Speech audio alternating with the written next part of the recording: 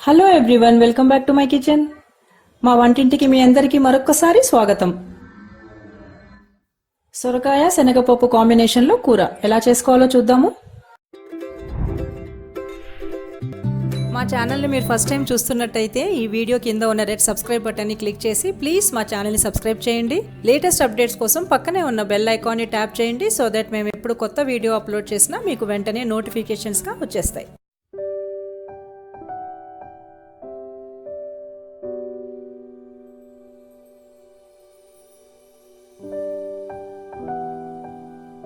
ఈ కూర చేయడానికి కావాల్సినవి: సొరకాయ ముక్కలు, నానబెట్టుకున్న శనగపప్పు. ఈ కూరకి ఈరోజు ఒక మీడియం సైజ్ సొరకాయ తీసుకున్నాను. కాయ చెక్కు తీసేసి చిన్న ముక్కలుగా కట్ చేసి పెట్టుకోవాలి. అరకప్పు శనగపప్పు 1 గంట పాటు నీళ్ళలో నానబెట్టుకోవాలి.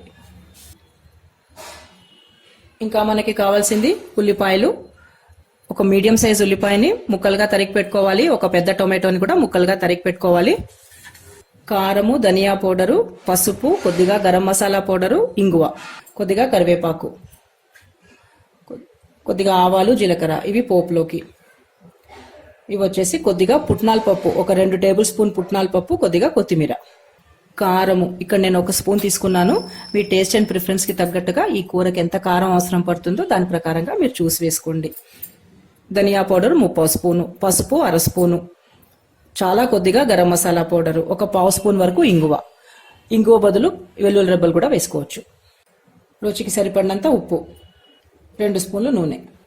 ఇంకా కూర ప్రిపరేషన్ స్టార్ట్ చేసేద్దాము. స్టవ్ వెలిగించుకొని ఒక ప్యాన్ పెట్టుకోవాలి. ఇది డైరెక్ట్గా కుక్కర్లో చేసుకునే కూర కాబట్టి నేను కుక్కర్ ప్యాన్నే వాడుతున్నాను. ఒక 2 స్పూన్లు నూనె పోసుకొని వేడి చేసుకోవాలి.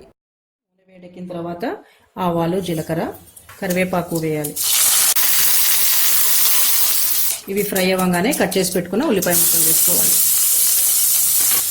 ఉల్లిపాయలు కొద్దిగా మెత్తబడితే చాలు.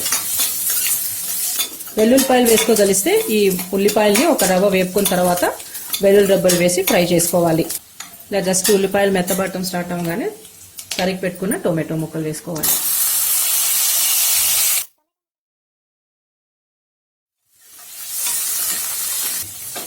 వీటిని కొద్దిగా ఇలా వేపుకున్న తర్వాత ఈ పౌడర్లన్నీ వేసేసుకోవాలి. కారము, ధనియా పౌడరు, ఇంగువ, పసుపు, గరం మసాలా పౌడర్ కూడా ఇప్పుడే వేసేసుకోవాలి.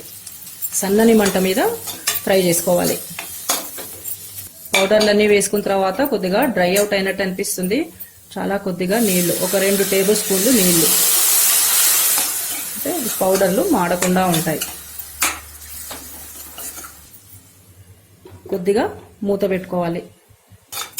టొమాటోలు పూర్తిగా మగ్గిన తర్వాత నానబెట్టుకున్న శనగపప్పు వేసుకోవాలి. శనగపప్పు నానబెట్టుకుంటే కూర తొందరగా అయిపోతుంది. ఇలా బాగా మిక్స్ చేసుకున్న తర్వాత కట్ చేసి పెట్టుకున్న సొరకాయ ముక్కలు వేసుకోవాలి.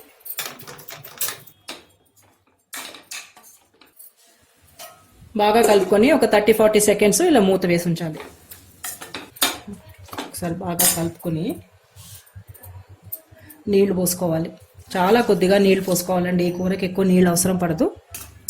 శనగపప్పు కూడా నానబెట్టుకున్నాం కాబట్టి తొందరగా ఉడికిపోతుంది. శనగపప్పు నానబెట్టుకొని పక్షంలో కొంచెం ఎక్కువ నీళ్లు పోసుకోవచ్చు. ఉప్పు తర్వాత వేసుకుందామండి. మూత పెట్టుకొని 1 విజిల్ వరకు ప్రెషర్ కుక్ చేసుకోవాలి. శనగపప్పు నానబెట్టుకున్నాం కాబట్టి 1 విజిల్ సరిపోతుంది. ఒకవేళ పప్పు నానబెట్టుకోలేదంటే ఒక 2 విజిల్స్ దాకా పెట్టుకోవచ్చు. ఈ పుట్నాల పప్పు, కొత్తిమీరని పౌడర్ చేసుకోవాలి.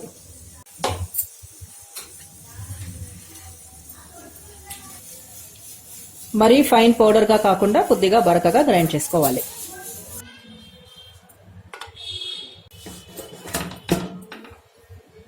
కుక్కర్ పూర్తిగా కూల్ అయిన తర్వాత ఓపెన్ చేసుకోవాలి. మళ్ళీ స్టవ్ వెలిగించుకొని స్టవ్ ఫ్లేమ్ పూర్తిగా సిమ్లో పెట్టుకోవాలి. ఇందాక ఉప్పు వేసుకోలేదు కదండి, సరిపడా ఉప్పు. కూర మళ్ళీ ఉడకటం స్టార్ట్ అవ్వగానే ఇందాక పౌడర్ చేసుకున్నాం కదా, పుట్నాల పప్పు, కొత్తిమీర పౌడర్ వేసుకొని బాగా కలుపుకోవాలి.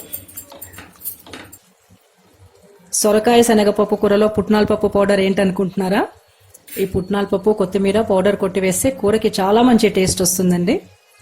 పౌడర్ లేకుండా కూడా ఈ కూర చేసుకోవచ్చు. ఈ పౌడర్ వద్దనుకుంటే కుక్కర్ ఓపెన్ అయిన తర్వాత ఉప్పు వేసుకొని బాగా కలిపి కూర కొద్దిగా దగ్గర పడేదాకా లో ఫ్లేమ్లో పెట్టి ఉడికించి స్టవ్ ఆఫ్ చేసేసుకోవచ్చు. ఇలా ఒక్కసారి ట్రై చేసి చూడండి, చాలా బాగుంటుంది. పుట్నాల పొడి వేసుకున్న తర్వాత సన్నని మంట మీద జస్ట్ ఒక 1 మినిట్ ఉంచితే చాలు. స్టవ్ ఆఫ్ చేసేస్తున్నాను. రైస్తో చపాతీలతో చాలా బాగుంటుంది ఈ కూర.